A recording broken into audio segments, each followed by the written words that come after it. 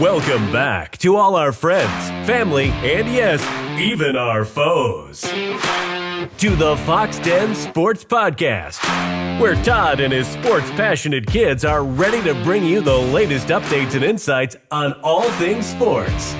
So sit back, relax, and enjoy the show. Now, here are your hosts, Kellen, Garrett, Gannon, and coming to you from the Foxx Den, their dad, Todd Foxx. Hello, everyone, and welcome back again to the Foxx Den Sports Podcast, along with my two sons, Garrett and Gannon. I'm Todd Foxx, and together with the Foxx Den Podcast, we've got Kellen out once again this evening, and cute little C's out working her job, so good for her. Actually getting paid for good. That's always a good thing. We got a lot to talk about. The first thing we want to talk about is the big news today. I know we signed Isaiah Joe and Wiggins.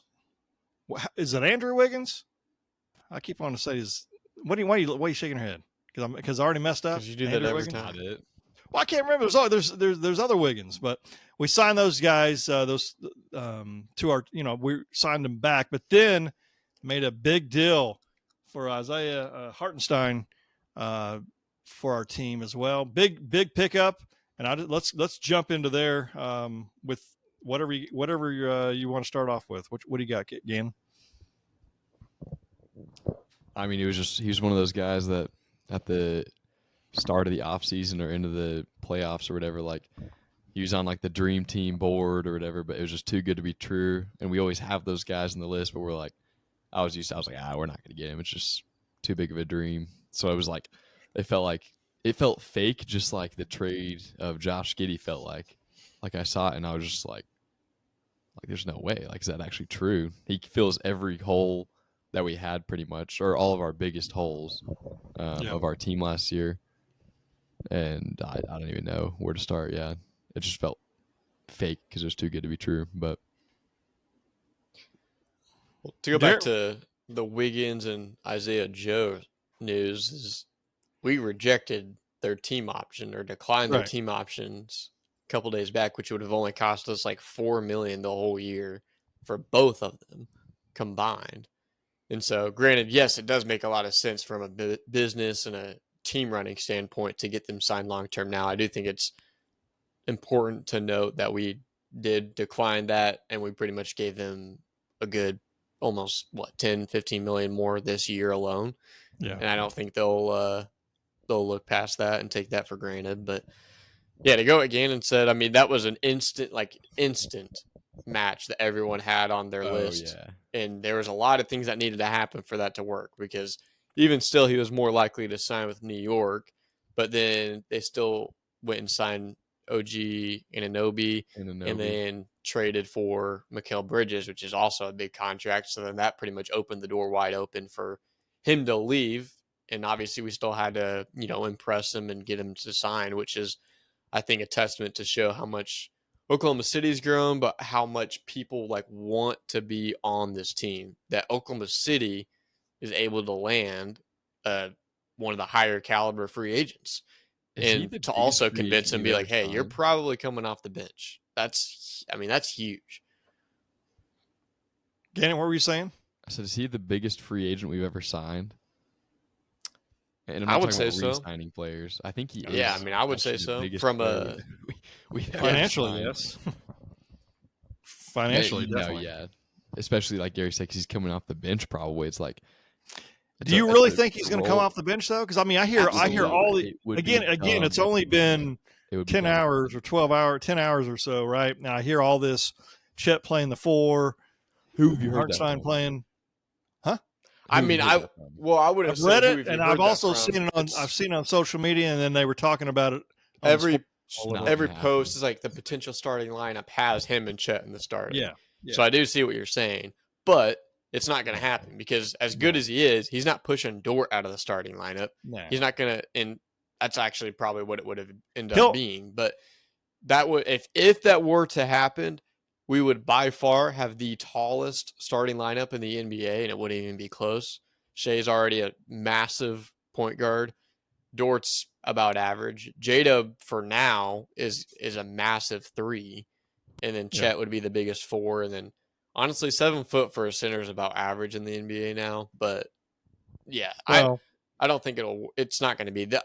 We'll see that lineup, I think, for sure. yeah, We'll at times, sure. But I don't think it's going to start, and it's only going to close whenever we have to just have like physicality, some play. That's just, yeah. So like we're not getting rebounds. We got to get some rebounds. We're scoring fine. We just need some help on the boards and help protecting the rim. We'll see it tested out, but I don't think people realize Chet at the 5 is up here and Chet at the 4 is way down here. So what's the difference? Explain that. So to some of the folks, anchor the defense and he's got to stay way more outside perimeter. And run. He's got to guard the perimeter more. Not in that way. No. On In offense, 4 he doesn't run like toward the rim like he primarily should and does. And then on defense, he isn't the anchor on defense, like protecting the rim. Now, Hartenstein's a great, like once Chet goes to the bench, Hartenstein's an incredible replacement for those. So that's why it's going to be hard to play him at the same time. How many minutes do you think? I mean, just average. I mean, there's no way of knowing what throw off. What do you think? 20, 25 minutes? Yeah. I think he'll still he'll be the 6th man. I think rightfully so. Joe? We just have a lot of guys that could be the 6th man.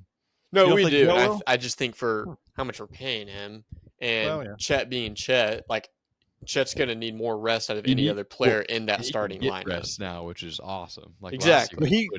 But Shea can put in 35 minutes a night. Dort can too. J-Dub can probably put close to 30. And then Chet can, but I don't, for, again, being at that position, I'd love to keep him to that 25, 30.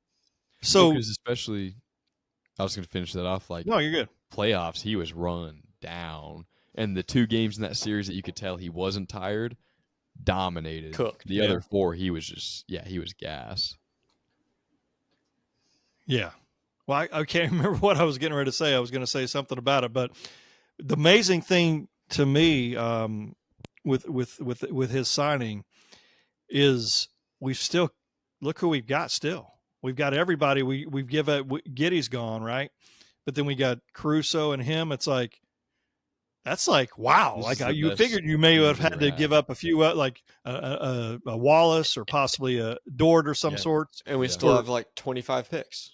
Not actually now, but we still have up there. $8 million in cap, right? Left in cap. $8 million, right? Do we? I think that's right. Which is like, but like that's still enough room for like something, especially if we trade. I don't know. Like for me, that's a good sign too for like the mid-season. If it's like somebody's not picking up and it's like, man, if we can make this move, we're for sure like make or break championship. And so then you can go make that move for the upgrade, even if it's a 1 year or a half a year. But what's funny is like you heard all these rumors about all these different players, and this one, and we had actually heard it. We've actually talked about it on this podcast, and it actually came true, which is amazing that it did. It never happens for us. I don't know if anybody knew anything or if people just saw the fit, the possibility of the fit, and how well that would help.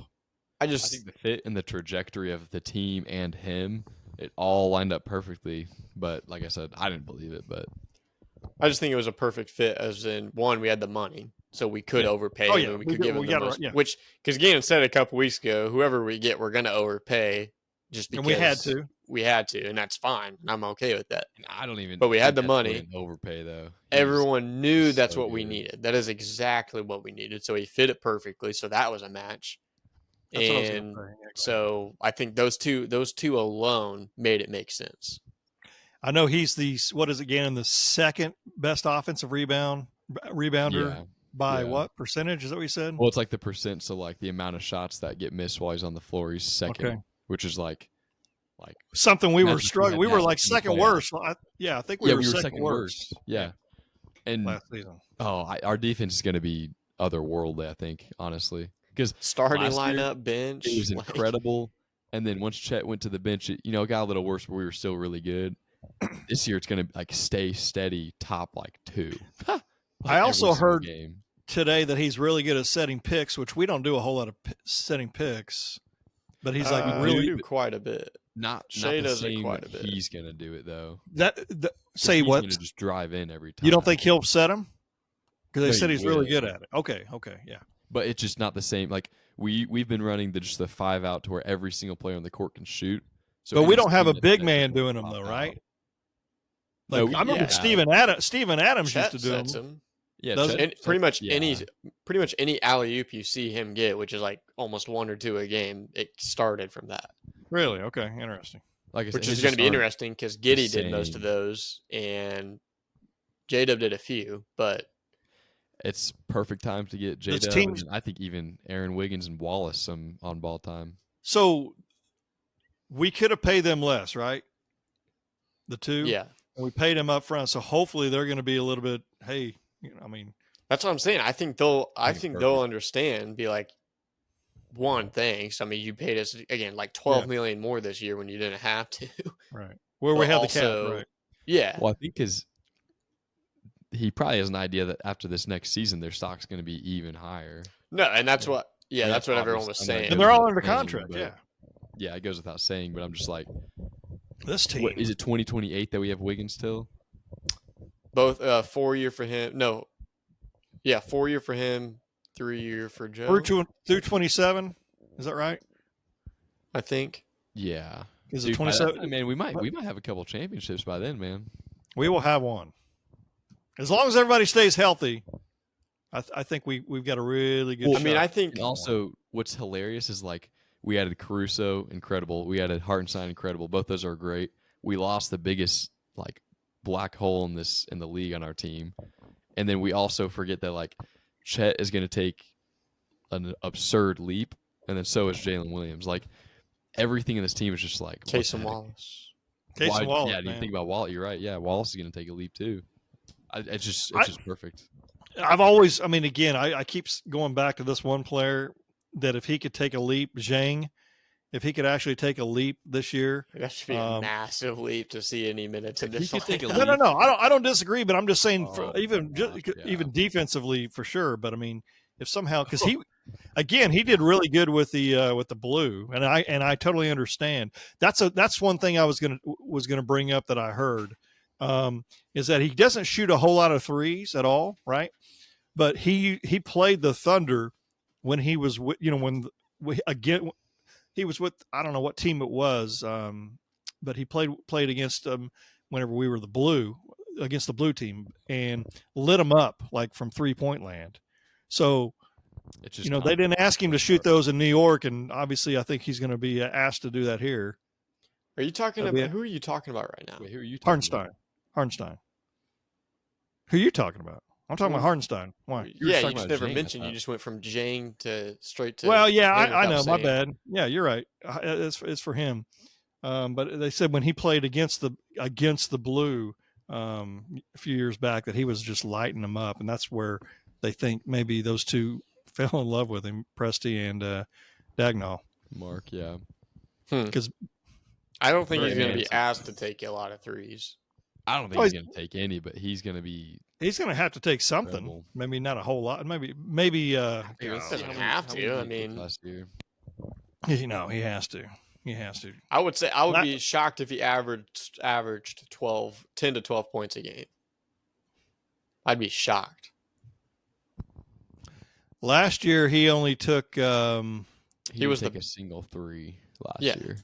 Yeah. And he didn't start until about halfway through the year. Oh but no, he I'm did wrong, start. I'm wrong. He So- took 3 threes last year. I'm wrong. You never know. Be interesting. So we also But- had the draft. Go ahead. Were you going to say something else? Well, yeah, I was just gonna say, think about coming off the bench. This could be our 5 off the bench if we just did a full swap. You could go Kaysen, Joe, Wiggins, and I don't really know who would be Throw the Zhang in 4 there. currently, huh? Usman. Maybe, and then Hartenstein. Like Williams. that's a That's better pretty than some Arkansas starting Williams? guys, not as a 4, honestly. but that's a solid come in It's like incredible. keep because that 5 is going to beat any other team's backup 5. And so that they're going to put some points on that team, and then our starters are going to come back in, who are starters I'd put up against any single lineup in the NBA. Easily. But yeah. I think we already, as Oklahoma City fans, had expectations of finals or bust before this move, before the Caruso trade even. And then now I think the whole league is going to view it, once we get closer to the season, it's going to view us as a finals or bust. Like, Yeah. I know everyone's obsessed with, like you mentioned, draft was this week, with Minnesota going out and getting Dillingham, who's going to be a bust, but they're obsessed with that, thinking he's alone going to take them to the next level. Like, I don't know, but I think we're by far easily the best favorite in the West. 62 plus wins next year. I know. I'd say 60 plus. I'd be comfortable saying 60. I still think we could be at 55, 56 and still be a better team, even though the record true. may not we'll say be so. better regardless of record, but I think the record will also show it, though. I agree with your point. But It's I think tough. Here's the thing, though. I just want to look at this really quick. Give me 2 seconds. Yeah, I just don't know. You're if looking at the teams. Denver, same. Minnesota, same. Clippers, worse. Dallas, I think worse. Phoenix, worse. Whoa. Lakers, even. New Orleans, going to be worse once they get rid of Brandon Ingram. Sacramento, probably going to be better, but not by much, and they're not very good. Not enough to notice. Yeah. Golden State, worse. Memphis will be interesting once they're healthy, but other than that, it's not going to be the same as this year. And like you just mentioned, we were the 1 seed with 57. Yeah. And I'm looking at this too, like we lost however many to Sacramento, and I think that's finally done. Oh, true. Them. I think that's done. The team I would honestly be interested in, and freaking hate to say it, but the Spurs, like, I think they'll be a lot better. They'll be a lot better. I'm not a fan. If I was a San Antonio fan, I would not be a fan of the Chris Paul trade or signing at all. Why but is that? I think he's going to stunt so many of their guards' growth because they still need one more. They need one more year of these guys figuring everything out and being stupid, honestly. And then that next year they're going to run for it. But I will say though, he's going to take the ball out of all of their hands so much it's going to mess it up. But we thought that we didn't think this, but that was possible with Shea on our team, and he's been hold on. He's been a lot accredited to Shea's development. Also, I think he's going to help Victor's development because he's going to have Victor know exactly where the right IQ of a point guard needs him into certain areas. Like Victor knows where to be, but to pair it with the point guard, he's going to know even better. I think by the end of next year, he's going to have the perfect idea of what's going on at all times. Even though the Shea thing, we didn't expect anything because we didn't expect Shea to be like this good. Like nobody thought of Chris Paul coming in and mentoring Shea. None of the because that was the first year are worth investing in my opinion. Yeah. Secondly, I don't think they're worth investing in at all. So, I said none of the Spurs guards are worth investing in. So I think, and then Castle, the new rookie, absolutely. I just don't think Vassell's going to be an all-star in his career for sure, multi-time for sure. Castle, I'll be very interested to see what he can do. But what I was saying is, yes, Chris Paul's going to know and Wemby's going to understand where he needs to be. Chris Paul's one of the highest IQ point guards in NBA history. So whenever he leaves, he's going to be in the right spot, but nobody else is going to know that. Nobody's going to understand that. He can probably help out the point guard, though, still back, or whatever the guard is. It's not, but that's a lot to ask to get a new point guard to the IQ level of Chris Paul. Like, that's a lot. What I'm thinking, though, is I don't think any of the guards they have now are going to be their long-term, like championship level guards whenever Victor's at his peak. They're going to have somebody that we don't even know on their team. Vassell, yes. I don't know.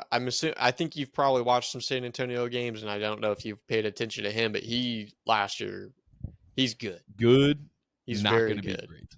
Not he's great going to be very good. Victor. That's just I think that would be settling in my opinion. When you have Victor, you got to go all out for the perfect pairing. I think that would be settling.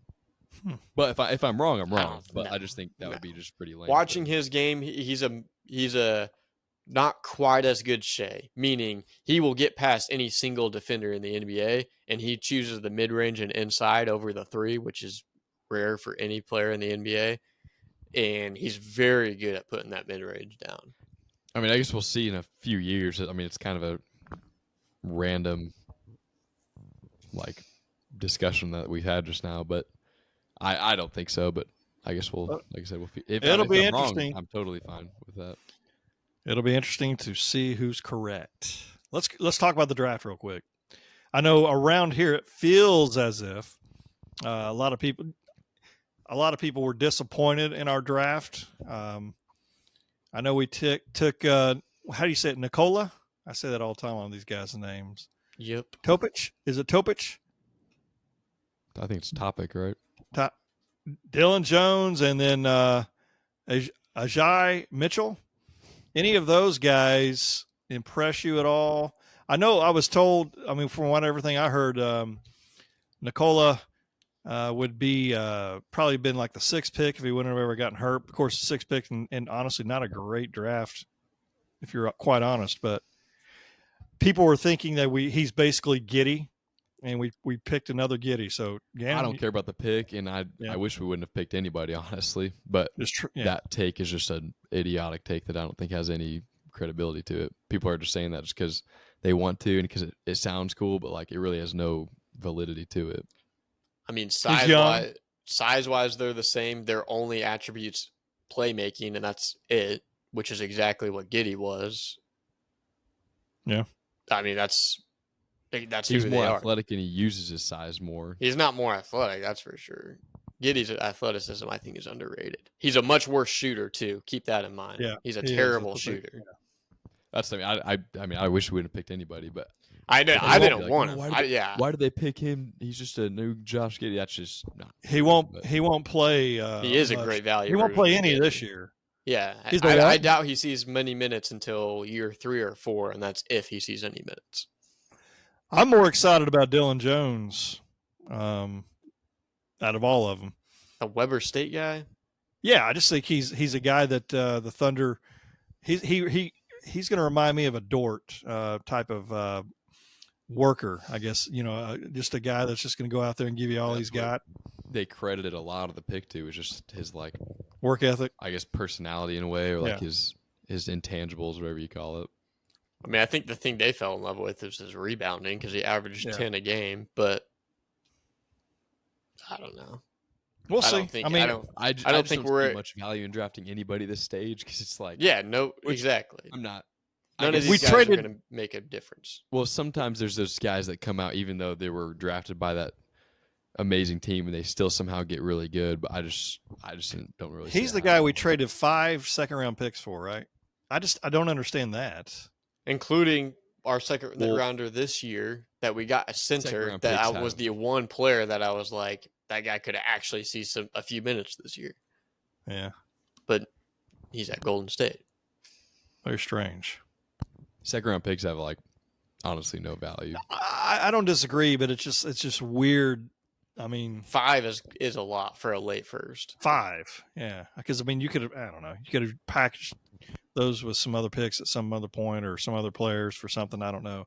Do you think in your best estimate that Presti's done at this point with any? I mean, I shouldn't say done. He's never signed anybody else. Yeah, this offseason. Meaning, you think he'll get like anybody for a league minimum or any? I don't know. Oh yeah.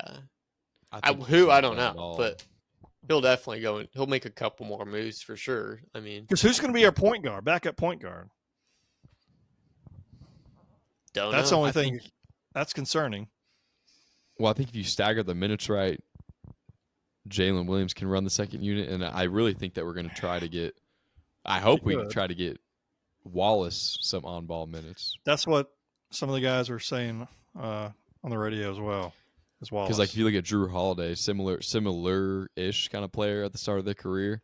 Yeah. And he was not like a primary playmaker, but you can easily kind of mold somebody into that, I guess you could say, with a team like this. Yeah. I'll just say it now though. I think we're going to be battling with San Antonio on trading for the number 1 pick next year for Cooper Flag. Dude, I genuinely believe that. You think we're going to try that? Absolutely. Absolutely. I mean, I'd be so at that point. Why would we do it, though, is what my question is. Well, at that point, we would have still. I mean, we're probably down to like 22 picks now because we traded the 5, picked 3. So, like it's probably somewhere around there. But Still a ton.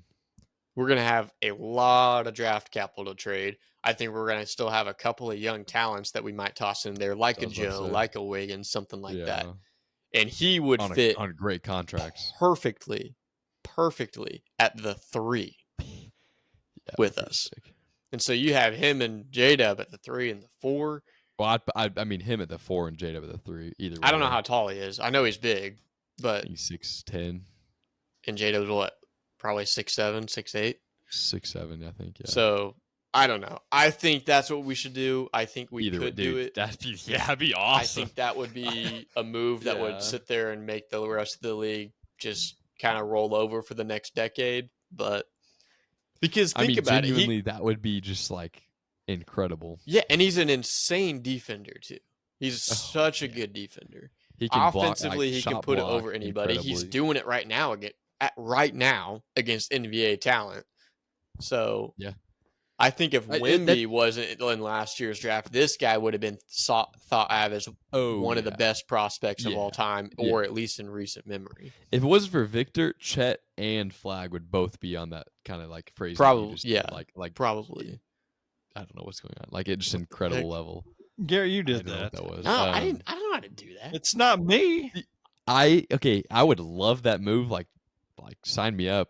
That just seems like an NBA 2K thing. It does, but we have the picks to do it. Sam Presti, every move Sam Presti does, you're like, that doesn't make any sense. Like that shouldn't have worked, honestly. But it's like, and he's saving for something. He's saving for something. I don't understand. We can't sit there and pay a bunch of guys right now because we have the guys we're going to need to pay.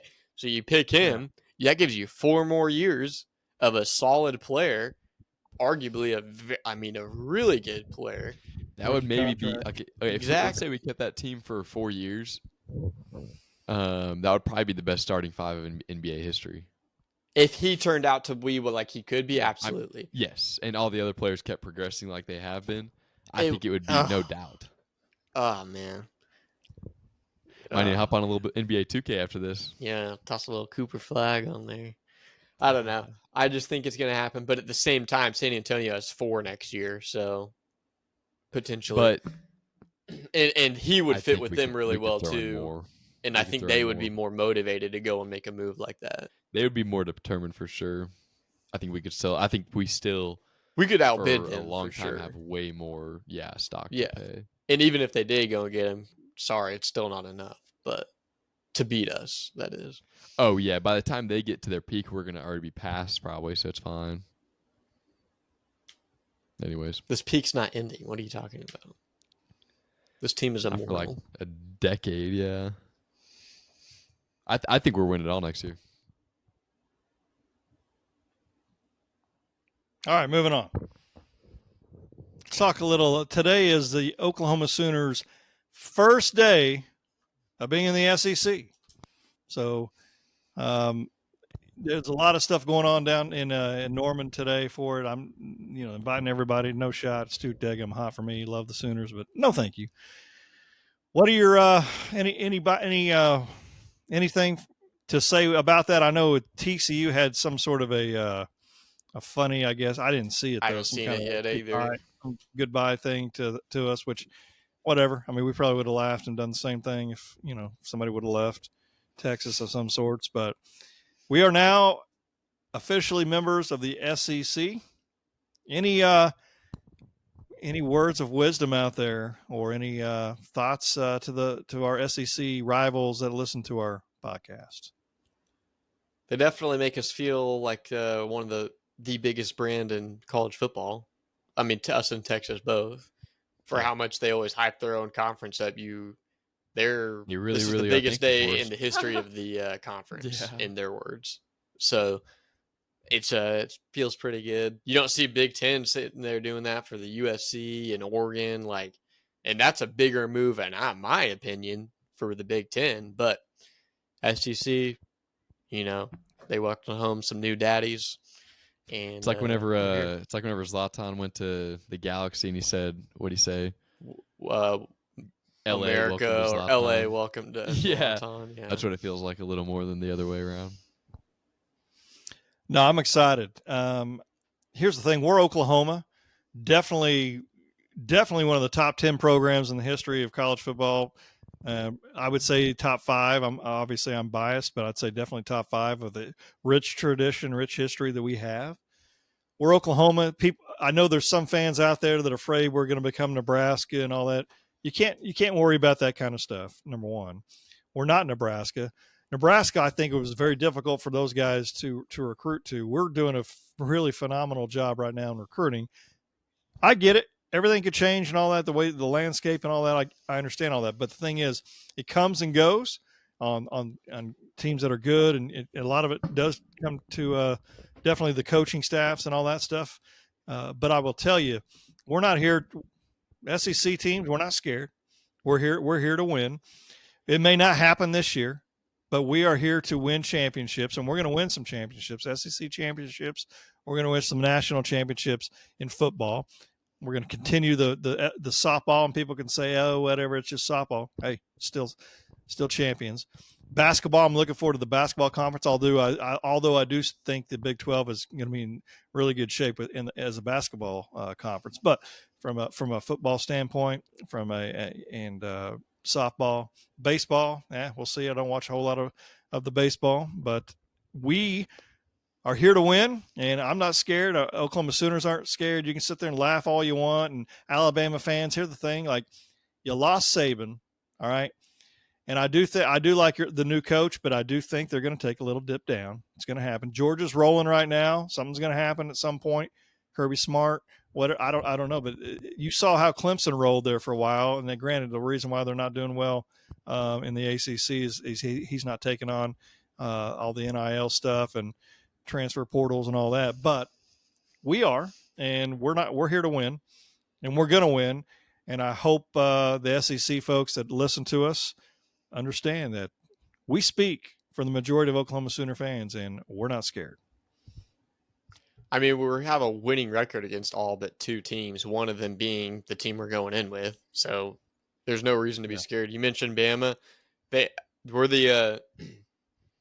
they had a winning record against every team in the SEC, and now it's they have a losing record against Oklahoma and Texas. So, yeah, I mean, granted, they have to beat us, I think, twice to make it 500. Texas, they'd have to beat Still 7 losing. times, but yeah, they're not the daddies of the SEC anymore. Like you said, Georgia, not scared of that. That's the other team we have a losing. It's 0-1. Yeah. Should have won the game. Yeah. It is what it is.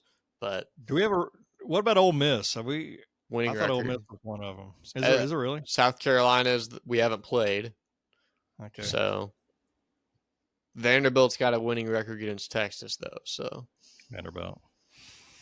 Yeah, I'm excited. I know there'll be stressful times in this upcoming year. There'll always be stressful times because it is the SEC, and there's a lot of good football teams, and anybody can win on any given day. But we're ready, and we're ready to roll. And I'm excited about the teams that we're going to be putting out there. And then, did you see the Jackson Arnold was in a Manning camp?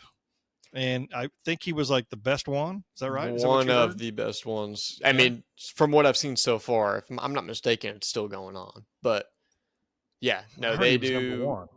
They invite a lot of college quarterbacks to their camp. Yeah. They specifically pick them out.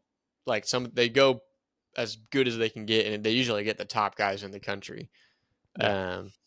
But yeah, I know him and Dylan Gabriel hung out a lot this weekend as well, which I think is honestly going to be good for Jackson Arnold, just to kind of get another weekend under his belt with him, to ask him a few more questions now that he's had a whole summer almost with the reins. But yeah, like you just mentioned, the fact that I saw him at the top of the list. It's been a couple of days, so I don't know where he stands now. But the fact that he's up there with the best quarterbacks in the country, Carson Beck, Dylan Gabriel still. I mean, that's a good sign. That is a good sign. Keep him healthy. Keep him and everyone else healthy for sure. Any other words, parting words for the SEC? Y'all need to be ready. Be ready. That's all I'm going to say is be ready. All right, I got 2 questions for you. All right, we're going to do the first one. We're going to do is the name. I'm going to name 5 superheroes, like I did last week, but a little bit different. And you're going to rank them without knowing what comes next on where you would put them through 1 through 5, 1 being the best. All right. Captain America. 4. Thor. 2. Black Panther. 5. Hulk. Was Gannon even answering? I can barely hear him. Oh. Hulk. You said Hulk. 3. What do y'all have left? 1. I have my 1 left. Oh, that's great because number 1's your Paul. All right. So good job. We appreciate that. Kind of had an idea.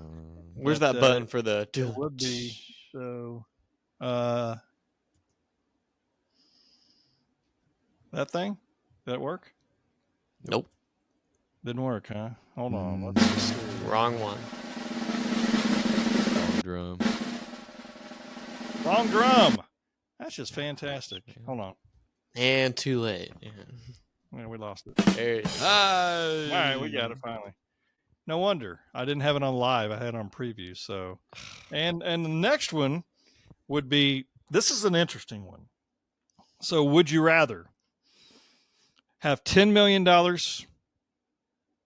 or you would have 10 million? You would get the 10 million, but you would have to root for all of your team's rivals. So like you would be a Texas, you'd have to root for Texas. You would have, I would, Philadelphia Eagles probably for Dallas, Boston for Yankees for me. Man, I don't know I couldn't tell you who the Thunders who the Thunders are. I don't know. I mean, Denver, Dallas. Minnesota, Dallas. Dallas, yeah. Yeah. After this, So yeah. you would either get $10 million, and at the same time though, you would have to root for your rivals. Yeah. I mean, heck yeah, dude. You kidding me? What's the other? That's more money than I've ever seen in my life. There's no other. That's it. I should say it's not really a would you rather. It's a would you? So you're telling me you would take the money? Yeah, dude. Come on, Gary. Okay, I don't think the fact that you're even considering. Are you? I don't saying even- no? I don't think I could. You're already like halfway over. You would have to be like, as much as you're into Oklahoma, you would have to be into Texas. Dude, I'm taking the 10 million. There's no kidding. You're I don't know if I could. If you're dumb if you're saying no. You're dumb if you're saying no. Well, then I guess I'm dumb, man. Dude, even It'd be hard. contemplate that is That'd dumb. be tough. Are you kidding me? $10 million. I mean, I've already got that Forever now, I'd have so. to do it. Yes, forever. What are you talking about? Dude, you're only going to be here probably like 30 more years, Gary. Oh, you talking about me? What'd you say? You're only going to be here 30 more years? I was talking about Gary. Yeah, go. I thought you were talking about me. I'm only going to be here 30 more years. Taco Bell I should be the one more his scared body's saying all I'm only aching, going to live man. till 50. I know. You'd be like 80. I don't even know why you guys are considering this. That's like a no-brainer. I don't know if it is. It's not. You could do If Dude, if yes, you were it as is. passionate about the Sooners as we are, Right. It's only Texas for me. That's all I care. To be able to turn it. Yeah, no, I agree with you because Dallas Cowboys, it would be difficult. Don't get me wrong. Here's what you do. However, okay, it'd be okay to root against Jerry Jones. You have $10 million. Okay, you buy a $250,000 house right next to the Longhorns campus. $250,000 house. What are you gonna live in a shack in there? That's nothing now. That's $250,000. I know. Yeah, that doesn't buy you very much. Especially it's more than you get. It's more than you have now. Okay. We had that in Springfield, man. What I'm saying is having more that than you have next now to on the Texas campus. Okay, then you go to some tailgates. You start buy getting a couple, into it. You buy a hat. You buy a jersey, dude. You're fine after that, man. I don't think I could. Dude, I forget don't think I that, could. man. This is the dumbest thing I've ever even argued with. I don't know if I could. Let me just What say about? this. I mean, yeah, I don't know if I could. I really don't know. I mean, No, It'd be hard. What? If you said if you had a briefcase, $10 million, and you put it in front of me, I think that would make it more difficult. But Right. Sitting here right now, I don't think I could do it. If it was $1 million, would you do it for $1 million? Matter. Huh? Would you say no to $1 million? If the million yeah, was given to you? I'm probably gonna say no to 10 million. Come on, dude. Yeah. Dude, Yeah. I feel. Oh man, that's crazy. Is there a price that would get you there, like $100 million or 100? I think $100 million. 100, I'd probably do it. I'd Yeah, probably have to do it, but that's my Also, NIL. I wasn't meaning this earlier, Paul, but like, I mean, yeah, man, come on. What? Yeah, man, come on, what? Where's the hack? What are you You talking only about? got however many years left. Yeah. Anyway, so you might as well just rock it with the money instead of the sports. No, I'd be mad You every can retire Saturday to- going, you can well, I retire got today, money. man. Come on. Yeah, right. wouldn't Oh, I care. got money. Yeah, right. Yeah, dude. The amount of time Dad's you talk the about one who's be hypothetical like- lottery. That's the last thing you're doing with the money. Yeah. Yeah, we would never see him again. He'd just be like, Yeah. we'd call him, dude, but get outta hey, here. we're thinking about visiting you in Florida. He'd be like, I'm actually in New New York York, City this sorry. weekend. Yeah, I got home plate tickets to the New York and Boston game. It's like Yeah. Rooting for Boston though. you'd be in a new spot, and then you'd be in freaking like Man, you Spain don't watching give a a. rip about baseball. Come on. I don't know. He's all, ooh, I'd have to root for Yeah, the whatever. Reds. Ooh. Yeah, right. Oh my goodness. All right. Well, Well, I'll but tell here's you the that- thing too. Like, What? Let's hear it. we wouldn't even be able to root for the U.S. for soccer. You know? Dude, we have to root for Mexico, man. Ugh. Oh, Yeah. Ugh. Ugh. Ugh. Yeah, you're right. You're right. And like, I in, mean, like it's Mexico a no for and me, like, but oh yeah, I couldn't that'd do be it. bad. I'd make it'd it be very work, though. difficult. Very difficult. All right, the Fox Den would like to tell all of our listeners we appreciate you listening to our podcast. I know you've got a lot of things going on, but you can listen to it on the car, on the ride to work, ride home. If you're out there just joyriding, you can listen to us. You can watch us on YouTube. You'll see it all here shortly, or listen to the very end. But for my kids, Garrett and Gannon, we would like to thank everyone and remind you that iron does sharpen iron. please stay safe. Be savage and not average. And remember to join the skulk. And until next time, I'm not taking the money. Good. Bye, everybody. Bye, everybody.